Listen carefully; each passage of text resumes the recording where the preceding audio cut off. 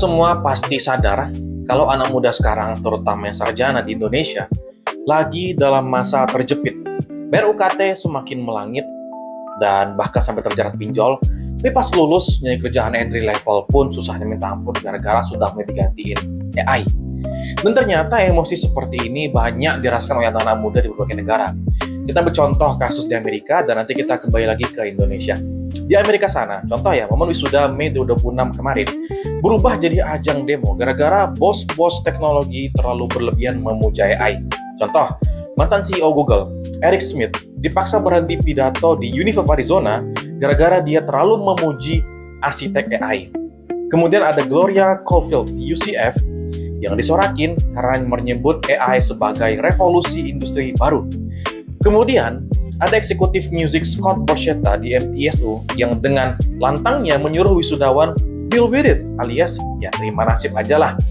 Bahkan di Glendale College, sistem AI yang dipakai buat membacakan nama wisudawan malah glitch, typo, dan bahkan banyak nama yang terlewat.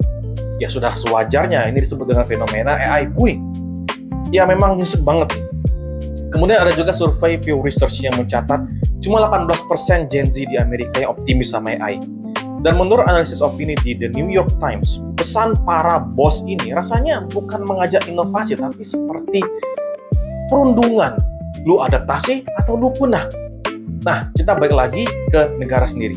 Kondisi tentu tidak kalah bikin nyesek ya. Data dari Apindo ngebongkar fakta 67% pengangguran di Indonesia ternyata anak-anak Gen Z. Menurut data Sakernas lagi, ada lebih dari 1 jutaan lulusan sarjana S1 sampai S3 yang statusnya nganggur. Tangga karir pertama atau kita sebutnya entry level seperti diputus. Tugas-tugas dasar digantikan otomatisasi AI plus ribuan lamaran kerja Gen Z gugur otomatis disaring bot ATS milik HRD sebelum sempat dibaca manusia. Akhirnya lebih dari 60% anak muda merasa jurusan kuliahnya nggak nyambung sama industri.